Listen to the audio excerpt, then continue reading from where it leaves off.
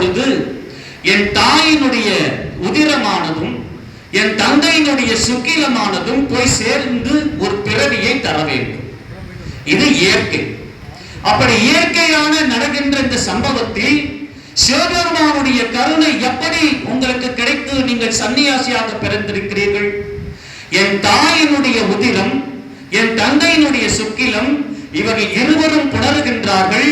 புணர்கின்ற அந்த கனப்பொழுது என் தந்தையினுடைய சுக்கிலமானது உரு தெரியாத காலத்திலேயே என் தந்தையின் சுக்கிலமாக இருக்கும் பொழுது இது சுக்கிலமானது புறப்பட்டு என் தாயின் கர்ப்பத்திலே இருக்கக்கூடிய உதிரத்தோடு போய் சேர்கின்ற அந்த கனப்பொழுது என் தந்தையினுடைய சுக்கிலமானது நமசிவாயம் நமசிவாயம் நமசிவாயம் நமசிவாயம் என்று அது சொல்லிக்கொண்டே வருமா.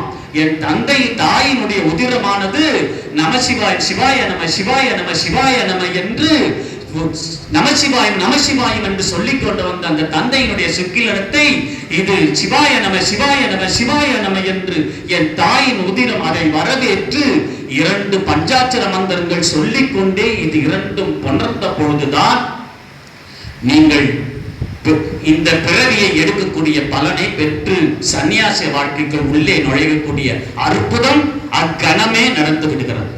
பிறந்த போது நீங்கள் நடந்தவில்லை, பிறக்கின்ற முன்னாடியே இறைவன் உங்களை குறித்து வைத்த காரணத்தினால் பிறக்கின்ற கணப்பொழுதே நீங்கள் நமசிவாயத்த மந்திரத்தை சொல்லிக்கொண்டே போய் சேர்ந்த உதிரம், நமசிவாய மந்திரத்தை வரவேற்று சேர்த்த உதிரம், அது இரண்டும் கலந்த பிறவியாய் நீங்கள் பிறந்தால் மட்டுமே இந்த சன்னியாசி வாழ்க்கையை இறைவனுடைய கருணையினால் ஏற்கப்படும் என்று திருவாசகத்திலே இந்த பிறவியை பற்றி ஒரு சூட்சமத்தை சொல்லியிருக்கிறேன்.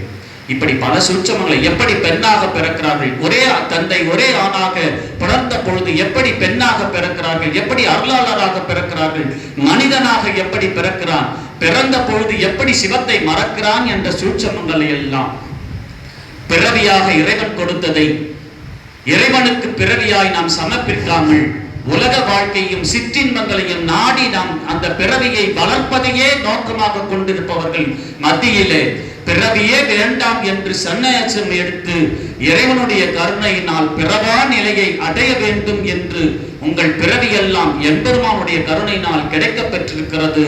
இதுவே இன்றைய சூட்சமமாக மணிவாசக பெருமான் எனக்கு அளித்திருக்கிறான் என்று சொல்லி நேரத்தினுடைய சூழ்நிலையை கருதி எனக்கு இப்படி ஒரு விருதை இந்த திருநாளில் மக நட்சத்திரம் அன்று இந்த கும்பகோணத்தில் ஒவ்வொரு மக நட்சத்திரையும் இங்கே நீராடி சென்றால் நம்மளுடைய பாவங்கள் எல்லாம் கரைந்து போகும் என்பது மரபு. அதே மக நட்சத்திரம் அதே கும்பகோணத்தில் இந்த விருதை கொடுத்து என் பாவங்களை எல்லாம் உங்கள் சன்னியாசி முதலில் கரைத்திருக்கிறார்கள் நம் ராமநாத மகாராஜ் சாமிகள் மற்றும் எல்லோரும் சேர்ந்து. இது சாதாரண விருதாக அடியேன் கருதவில்லை, இது இறைவனே எனக்கு கொடுத்த பரிசாக என் ஞான குருவான மணிவாசக பெருமானே எழுந்தருளி எனக்கு கொடுத்த ஆசியாக அடியேன் கருதுகிறேன்.